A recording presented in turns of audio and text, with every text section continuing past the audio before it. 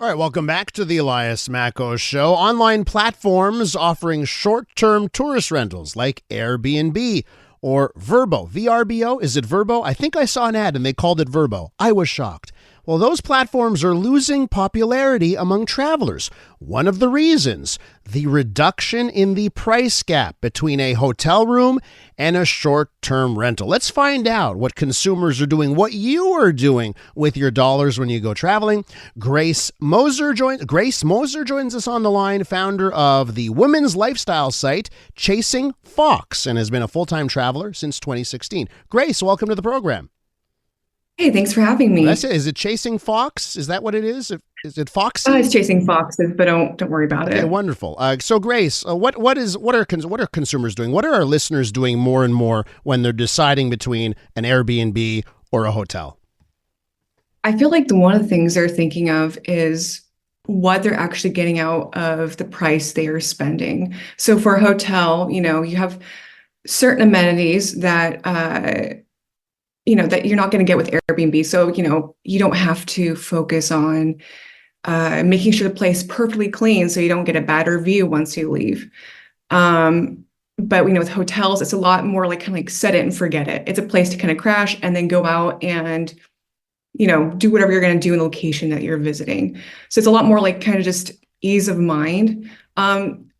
Airbnb does offer certain things that you wouldn't potentially get in a hotel, but right now it looks like hotels are starting to take the message and actually up their game with offering more kitchenettes, more personal experiences. And you're not, it's starting to come to a place where I think people are just realizing that it's going to be better to maybe just book a hotel, less things you have to think about, less stress, and more time to focus on enjoying your time, relaxing. Mm-hmm. So, I'll tell you about my last experience with an Airbnb. Mm-hmm. And, one of the things at the end of the day, when you go through booking a place, they add all the fees and it comes to a price that's as expensive, maybe more expensive than a hotel. Yeah. And I was dinged with a $200 cleaning fee. But you know what? Every place has a cleaning fee. It is what it is. Okay, I'm paying the cleaning fee. I get it. But then when I got to the place, the place was filthy. So, the floors were filthy. Like I could see the dirt on the floors. I said, I'm paying a cleaning fee. The place is filthy. So it certainly has lost its luster to me. And it's, overrated is now the number one thing that comes to my mind with Airbnb. Are you seeing maybe the same types of things? Yeah, yes, definitely. I understand that there are good hosts, but I think the problem comes down to a lot of people want this to be hands off, which means that they're going to be hiring cleaning staff, which might or might not do a good job at all. Had a similar experience last year, went to an Airbnb. There were hairs on the towels and on the bed sheets. Mm-hmm. I ended up just washing myself because I just didn't want to. Sometimes some Airbnb hosts can be a little weird about you messaging them too much. So it's kind of like, I'll just wash it myself, whatever.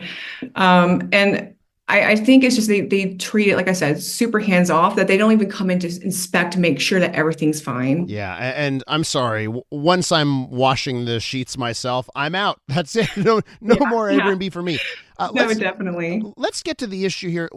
Consumers, we're all cost conscious, right? That's one of the things. How much are we going to pay? So what are we seeing here? Dollar signs, the gap between an Airbnb or other short-term rental site versus hotels. The problem is that Airbnbs are just starting to get more expensive. People are understanding that this can be a cash cow to a certain extent, depending on the location of their Airbnb. And people don't want to go and stay in the suburbs of a city they're going to go out and explore. They just don't. They want to stay in the city center, which means higher prices where you're seeing anywhere from 150 to 200 plus dollars a night. Whereas sometimes you can actually get a really good deal with a hotel where you don't have cleaning fees or have to deal with the host that might not respond for 10 hours if you get locked out of the place. And are we seeing, what do we know from these companies? And I don't know if Airbnb has been reporting this in their quarterly earnings. Are they getting hit? Are they seeing a pushback? Are they seeing less bookings because of this?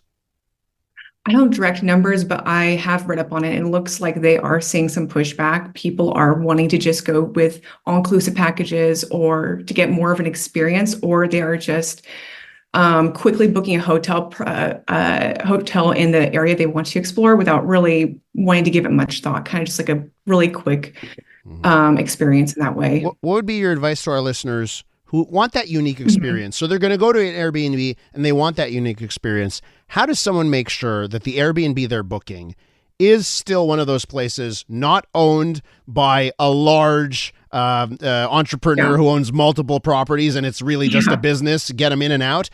And you're getting something, maybe it's still that couple that owns a spot. The more, original idea behind Airbnb. What's your advice to people? Oh, always like just scan through the reviews, and not just like the first 10.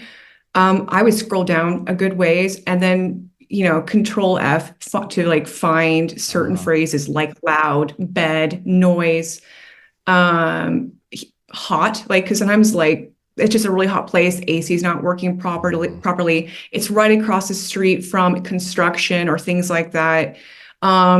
Also just like really, like, because sometimes people, they'll stay for a couple nights. So of course they're not going to have a bad experience. Look for people where it says is if they stay for a week or 2 weeks or whatever it is, they're going to give you more of a real review. And they're going to let you know that this person was a bad communicator when this type, whatever situation arose, or they're going to say, yeah, she was on the spot, or he responded like, I don't know, 10 minutes after this situation happened. Just be on the lookout for those things. Don't ignore the warning signs. If you're seeing 10 really good reviews, but then suddenly you see a horror story or a review, skip it. I know you might think, well, maybe this person's just bad, and that could be the case, but it's always best just to err on the side of safety and skip that place. Grace, we're going to my experience. Grace, happy travels. We're going to have to leave it there. Thank you. But that's Grace Moser right there, founder of the women's lifestyle site, Chasing Foxes. Let me get it right that time. Be well, Grace. Thanks again. Thank you so much.